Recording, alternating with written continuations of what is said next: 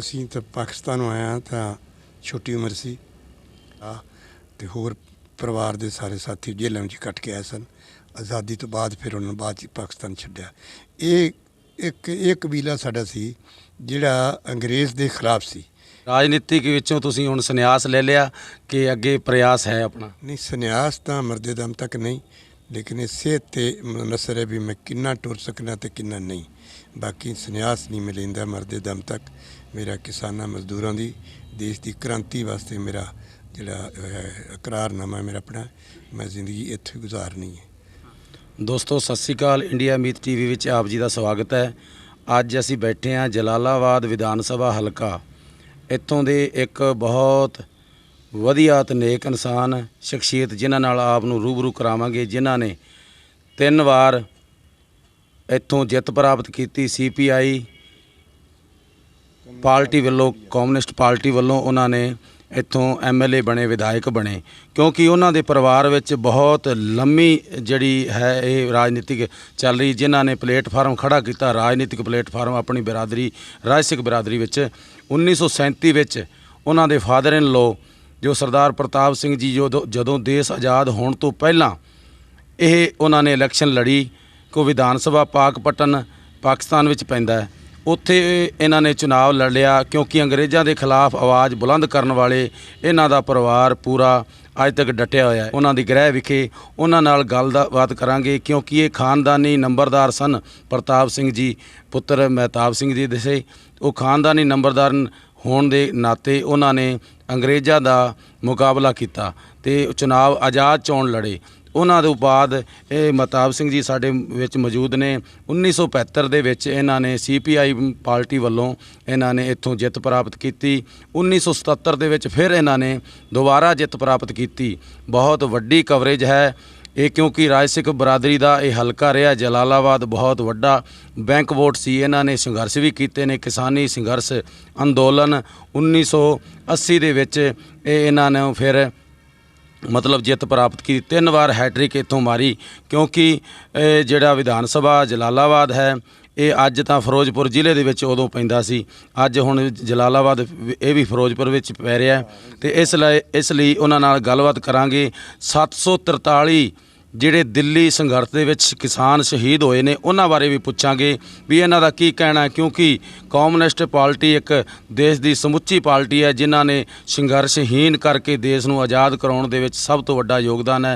सत श्री अकाल, स्वागत है जी साडे चैनल। मेहरबानी जी, थोड़ा जी आया तुहानूं। हाँ जी, की तुसीं अपने जीवन बारे दसो जी। तुसीं बहुत संघर्षहीन रहे हो, तुहाडी लोकां दे विच नाम तो चर्चा हो रही है, चुनाव तो इस बार भी चर्चा हो रही है कई पिंडां दे विच। महताब सिंह जी ने बहुत वड्डे पद्धर ते जित प्राप्त की। तुसीं किन्ने संघर्ष विचों निकले हो जी?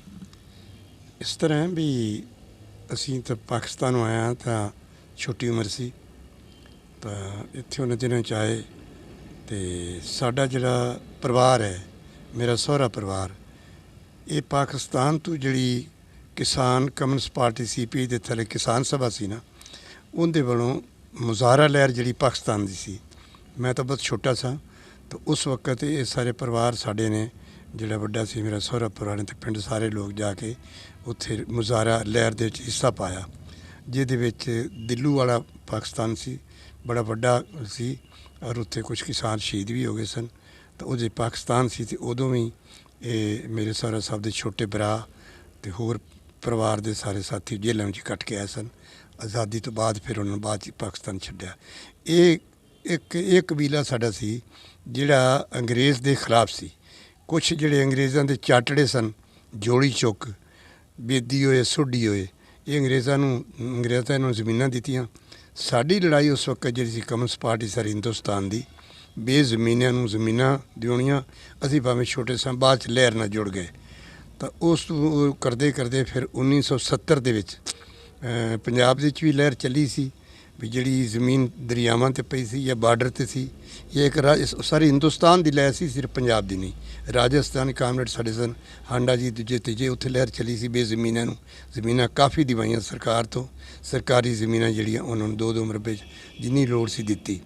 तो इत्थे 1970 च साडा जत्था जिहड़ा उहदे विच असीं जेल चले गए और साडी फिरोजपुर जेल 1300 असीं किसान सां ਤੇ 86 ਬੀਬੀਆਂ ਜਿਹੜੀਆਂ ਸਨ ਉਹ ਸਾਡੇ ਨਾਲ ਸਨ ਜੇਲ੍ਹ ਵਿੱਚ। ਉਹ ਬੜੀ ਤਕੜੀ ਲੜਾਈ ਸਫਲ ਹੋ ਕੇ ਨਿਕਲੇ। ਸਰਕਾਰ ਨੂੰ ਝੁਕਣਾ ਪਿਆ। ਉਹ ਜਿਹੜੀ ਜ਼ਮੀਨਾਂ ਜਿਹੜੀ ਆਬਾਦਕਾਰ ਸਨ ਸਰਕਾਰੀ ਜ਼ਮੀਨਾਂ ਉੱਤੇ, ਉਹ ਸਰਕਾਰ ਨੂੰ ਝੁਕਣਾ ਪਿਆ। ਜਿਹੜੀ ਨਿਲਾਮ ਕਰਦੇ ਸਨ ਵੱਡੇ ਜਗੀਰਦਾਰਾਂ ਨੂੰ, ਉਹ ਛੱਡ ਕੇ ਤੇ ਫਿਰ ਇਹਨਾਂ ਨੂੰ ਰੇਟ ਉੱਤੇ ਜ਼ਮੀਨ ਸਾਰੀ ਦੀ ਲੱਖਾਂ ਏਕੜ ਦਰਿਆ ਚਾਹੇ ਆਪਣਾ ਸਤਲੁਜ ਹੈ, ਬਿਆਸ ਹੈ, ਰਾਵੀ ਦਾ ਕੰਢਾ ਹੈ ਜਾਂ ਸਤਲੁਜ ਹੈ ਜਾਂ ਜਿਹੜੀ ਪਾਕਿਸਤਾਨ ਨਾਲ ਜਿਹੜੀ ਬਾਰਡਰ ਸੀਮਾ ਹੈ, ਇੱਥੇ ਜਿਹੜੇ ਜੰਗਲ ਪਿਆ ਸੀ ਉਹ ਸਾਰੇ ਅੱਜ ਲੱਖਾਂ ਏਕੜ ਦੇ ਅੱਜ ਮੁਜ਼ਾਰੇ ਬੇਜ਼ਮੀਨੇ ਮਾਲਕ ਬਣ ਗਏ। ਉਸ ਲਹਿਰ ਜਿਹਦੇ ਸੀ ਹਿੱਸਾ ਪਾਇਆ, ਮੈਂ ਜੇਲ੍ਹ ਵੀ ਕੱਟੀ ਤਾਂ ਸਾਡੇ ਲੋਕ ਜਿਹੜੇ ਉੱਥੇ ਲੋਕਾਂ ਨੂੰ ਜ਼ਮੀਨਾਂ ਦੇ ਮਾਲਕ ਬਣ ਗਏ। ਤੇ ਇਸ ਵਾਰ ਕਿਸਾਨ ਫਿਰ ਵੀ ਅੰਦੋਲਨ ਕਰ ਰਹੇ ਨੇ। ਦੇਸ਼ ਦਾ ਕਿਸਾਨ ਨੂੰ ਬੁੱਧੀਜੀਵੀ ਕਈ ਨਾਮ ਤੋਂ ਪੁਕਾਰਿਆ ਜਾਂਦਾ ਹੈ। ਸੰਘਰਸ਼ ਵਿੱਚ ਤੁਸੀਂ ਵੀ ਰਹੇ ਹੋ।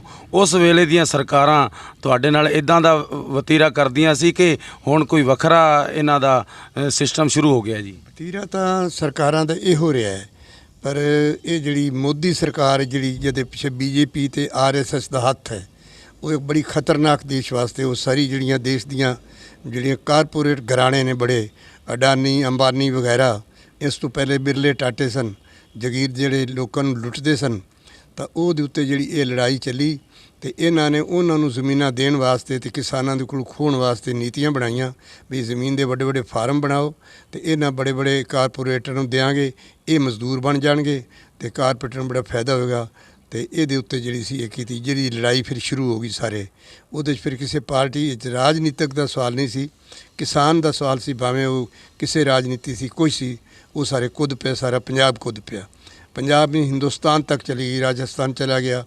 ਰਾਜਸਥਾਨ ਤੋਂ ਆਏ ਸਨ ਕਾਫੀ ਜਿੱਥੇ ਆਏ ਨੇ, ਬੀਬੀਆਂ ਵੀ ਆਈਆਂ ਸਨ, ਔਰ ਹਰਿਆਣਾ ਤੇ ਇੱਧਰ UP ਤੇ ਜਿਹੜੇ ਸਨ ਹੋਰ ਵੀ ਜਿੱਥੇ ਥੋੜ੍ਹੇ ਥੋੜ੍ਹੇ ਦੂਰ ਦੂਰ ਪਏ, ਸਾਰਿਆਂ ਹਿੱਸਾ ਪਾਇਆ।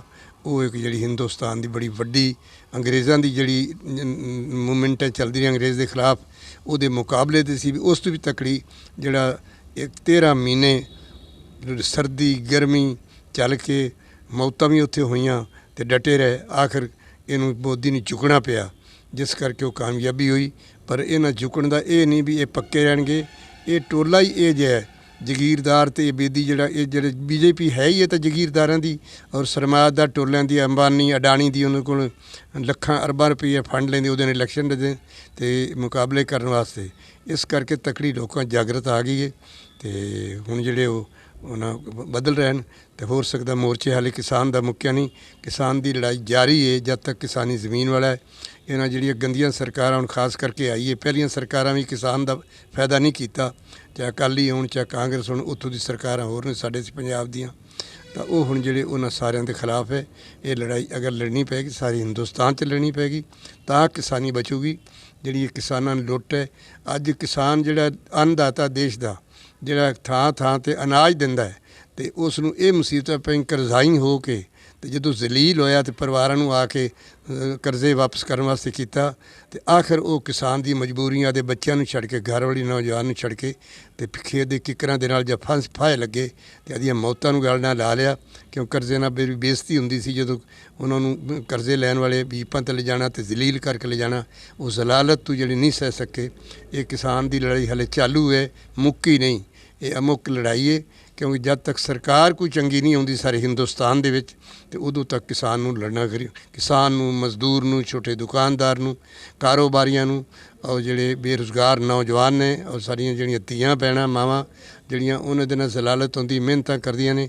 ਇਹ ਲੜਾਈ ਬੜੀ ਤਕੜੀ ਹੈ, ਮੁੱਕ ਨਹੀਂ ਚੱਲੀ, ਇਹ ਲੜਨੀ ਪਏਗੀ ਔਰ ਆਖਰ ਕਾਮਯਾਬ ਹੋਵਾਂਗੇ। ਇਹ ਜਿਹੜੀਆਂ ਸਰਕਾਰਾਂ ਇੱਦਾਂ ਦੀਆਂ ਨੇ, ਜਿਹੜੀਆਂ ਸਰਮਾਇਆਦਾਰ ਪੱਖੀ ਸਰਕਾਰਾਂ ਨੂੰ, ਉਹਨਾਂ ਨੂੰ ਹਟਣਾ ਪਏਗਾ, ਲੋਕ ਜਿੱਤਣਗੇ।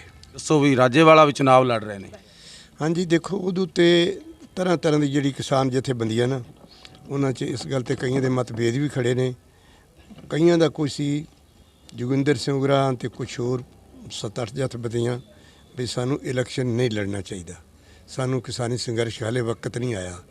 ਪਰ ਰਾਜੇਵਾਲ ਸਾਹਿਬ ਅਤੇ ਹੋਰ ਜਿਹੜੇ ਸਾਥੀ ਸਨ, ਉਹਨਾਂ ਨੇ ਕਿਹਾ ਵੀ ਅਸੀਂ ਕਿੰਨਾ ਚਿਰ ਇਹਨਾਂ ਦੀਆਂ ਖਾਂਦੇ ਰਹਾਂਗੇ। ਅਸੀਂ ਅਗਰ ਅਸੈਂਬਲੀ ਕਾਨੂੰਨ ਵਿੱਚ ਜਾਵਾਂਗੇ ਤਾਂ ਕਾਨੂੰਨ ਹੀ ਜਿਹੜਾ ਪਾਸ ਕਰਦਾ ਇਸ ਹੋਇਆ। ਅਤੇ ਹੁਣ ਵੇਖੋ ਉਹ ਖੜ੍ਹੇ ਨੇ ਸਮਾਜ ਮੋਰਚੇ ਵੱਲੋਂ, ਅਤੇ ਹੁਣ ਉਹਨਾਂ 'ਤੇ ਲੋਕਾਂ ਕਿੰਨਾ ਸਾਥ ਦਿੰਦੇ ਤਾਂ ਜ਼ਮੈਸ਼ ਵਾਲੀ ਗੱਲ ਹੈ। ਪਰ ਲੜਾਈ ਚੰਗੀ ਲੜ ਰਹੇ ਨੇ ਤੇ ਵਿਚਾਰਧਾਰਕ ਜਿਹੜੀ ਕਿਸਾਨਾਂ ਦੀ ਜਿਨ੍ਹਾਂ ਨੇ ਮੋਰਚੇ ਸਾਰੇ ਗਏ ਨੇ ਉਹਨਾਂ ਦੇ ਵਿਚਾਰਧਾਰਕ ਤੌਰ ਤੇ ਵੰਡੇ ਗਏ। ਕੁਛ ਸਨ ਵੀ ਸਾਨੂੰ ਇਲੈਕਸ਼ਨ ਲੜਨਾ ਹੀ ਨਹੀਂ ਚਾਹੀਦਾ ਤੇ ਰਾਜੇਵਾਲ ਤੇ ਜਿਹੜੇ ਇਹ ਸਨ ਬਾਈ ਜਥੇਬੰਦੀਆਂ ਇਹਨਾਂ ਨੇ ਜਾ ਕੇ ਮੋਹਰ ਲਾਤੀ ਤੇ ਇਹਦਾ ਨਾਮ ਹੀ ਲਾਤਾ। ਹਾਂਜੀ, ਤਾਂ ਉਹ ਹੈ ਜਿਹੜਾ ਹੁਣ ਵੇਖੋ ਅੱਗੇ ਕਿਸਾਨਾਂ ਦੇ ਨਾਲ ਲੋਕ ਕਿੰਨਾ ਸਾਥ ਦਿੰਦੇ ਨੇ। ਤਾਂ ਇਸ ਤਰ੍ਹਾਂ ਦਾ ਯੂਪੀ ਦੇ ਜੋ ਨੇਤਾ ਨੇ, ਕਿਸਾਨ ਨੇਤਾ ਟਕੈਤ ਜੀ, ਉਹਨਾਂ ਨੇ ਤੇ ਇਹ ਕੱਲ ਦੀ ਨਿਊਜ਼ ਵਿੱਚ ਇਹ ਵੀ ਦਿੱਤਾ ਹੈ ਵੀ ਕਿਸਾਨ ਜਿਹੜਾ ਹੈ, ਕੋਈ ਵੀ ਕਿਸਾਨ ਕਿਸੇ ਵੀ ਸਟੇਟ ਦਾ ਹੈ, ਉਹਨੂੰ ਬੀਜੇਪੀ ਦੇ ਖਿਲਾਫ ਵੋਟ ਕਰਨੀ ਚਾਹੀਦੀ ਹੈ ਜਾਂ ਕਿਸੇ ਬੰਦੇ ਹੋਰ ਪਾਰਟੀ ਨੂੰ ਵੋਟ ਪਾਵੇ, ਸਾਨੂੰ ਕੋਈ ਇਤਰਾਜ਼ ਨਹੀਂ, ਕਿਉਂਕਿ ਉੱਥੇ ਕਿਸਾਨ ਮੋਰਚੇ ਦੇ ਵੱਲੋਂ ਕੋਈ ਪਾਰਟੀ ਨਹੀਂ ਖੜੀ ਕੀਤੀ ਗਈ। ਉਹ ਕਹਿ ਰਿਹਾ ਬੀਜੇਪੀ ਦੇ ਖਿਲਾਫ ਵੋਟ ਕੀਤੀ ਜਾਵੇ। ਕਿ ਕਿਵੇਂ ਤੁਹਾਨੂੰ ਲੱਗਦਾ ਜੀ? ਬਿਲਕੁਲ ਜੀ ਠੀਕ ਹੈ।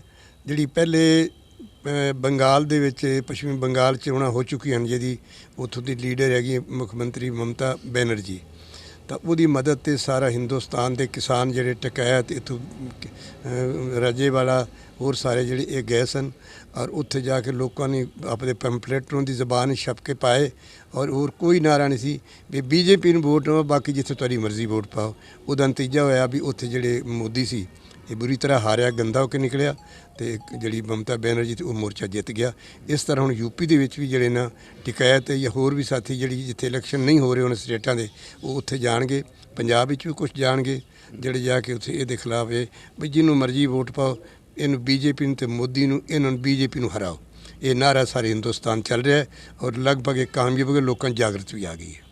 ਤੁਸੀਂ ਜਦੋਂ ਐਮਐਲਏ 1972 'ਚ ਰਹੇ ਹੋ, ਇੱਥੇ ਸਰਕਾਰ ਕਿਹਦੀ ਰਹੀ ਹੈ? ਤੁਹਾਨੂੰ ਵੀ ਸਮੱਸਿਆਵਾਂ ਦਾ ਸਾਹਮਣਾ ਕਰਨਾ ਪਿਆ ਹੈ? ਉਦੋਂ ਕਮਿਊਨਿਸਟ ਦੀ ਸਰਕਾਰ ਤਾਂ ਨਹੀਂ ਸੀ। ਹਾਂ ਨਹੀਂ ਜੀ, ਸਰ ਸਰਕਾਰ 'ਚ ਰਿਹਾ ਹੀ ਨਹੀਂ। ਸਾਨੂੰ ਤਾਂ ਇਹ ਸੀ ਵੀ 1972 'ਚ ਮੈਂ ਬਣਿਆ ਤੇ ਉਦੋਂ ਵੀ ਇਹ ਸਾਡੀ ਲੜਾਈ ਜਿਹੜੀ ਕਿਸਾਨਾਂ ਹੱਕਾਂ 'ਚ, ਮਜ਼ਦੂਰਾਂ 'ਚ, ਬੇਰੁਜ਼ਗਾਰ ਨੌਜਵਾਨਾਂ ਵਾਸਤੇ ਅੰਦਰ ਆਵਾਜ਼ ਤਕੜੀ ਉਠਾਉਂਦੇ ਸਾਂ, ਬਾਹਰ ਲੋਕਾਂ ਜਾਂਦੇ ਸਾਂ, ਲੋਕਾਂ ਨੂੰ ਜਾਗਰਤ ਕਰਦੇ ਰਹੇ ਤੇ ਅੰਦਰ ਸਾਡਾ ਜਿਹੜਾ ਭਾਸ਼ਣ ਹੁੰਦਾ ਸੀ, ਅਸੀਂ ਮਜ਼ਦੂਰਾਂ, ਕਿਸਾਨਾਂ ਤੇ ਇਹ ਜਿਹੜਾ ਇਹਨਾਂ ਦੇ ਹੱਕ ਵਿੱਚ ਸੀ।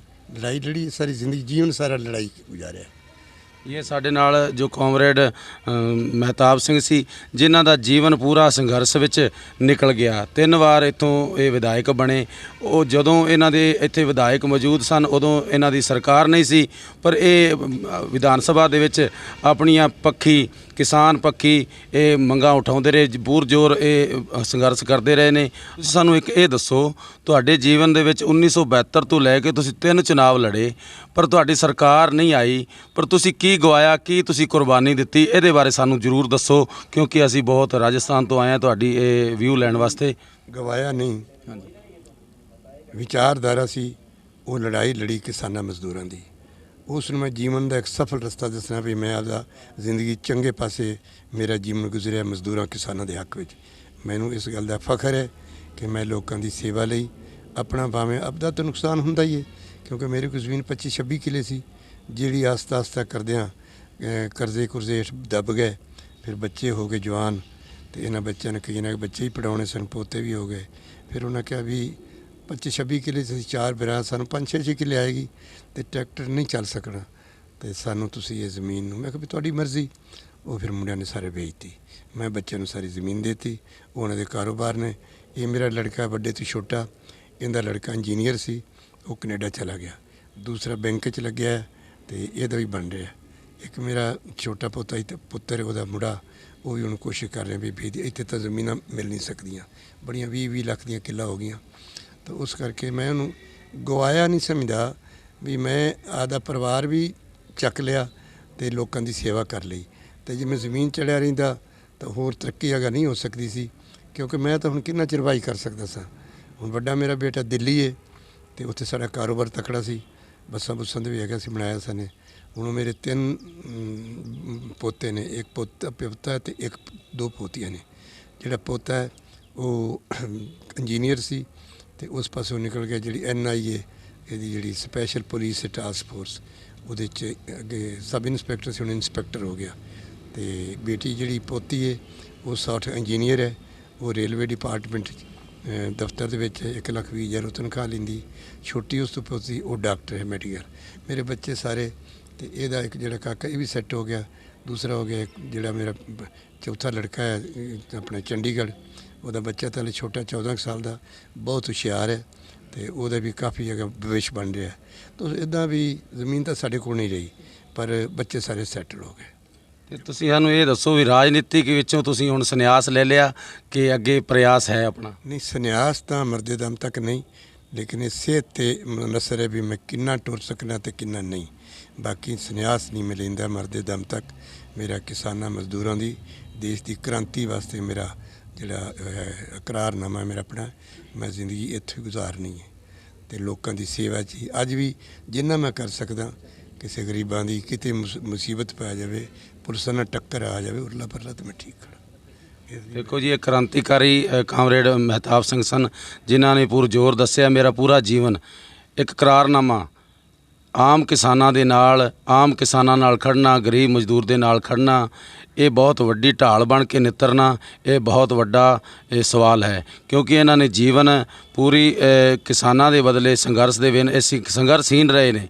ਰਾਜਸਥਾਨ ਵੀ ਇਹ ਸੰਘਰਸ਼ ਕਰਨ ਜਾਂਦੇ ਰਹੇ ਨੇ ਕਈ ਜਗ੍ਹਾ ਤੇ ਇਹਨਾਂ ਨੇ ਦੱਸਿਆ। ਇਸ ਟੀਵੀ ਦੇ ਮਾਧਿਅਮ ਤੋਂ ਅੱਜ ਸਾਰੀ ਪਬਲਿਕ ਦੇਖ ਰਹੀ ਹੈ। ਆਪ ਇਸ ਟੀਵੀ ਨੂੰ ਵੱਧ ਤੋਂ ਵੱਧ ਸ਼ੇਅਰ ਕਰੋ।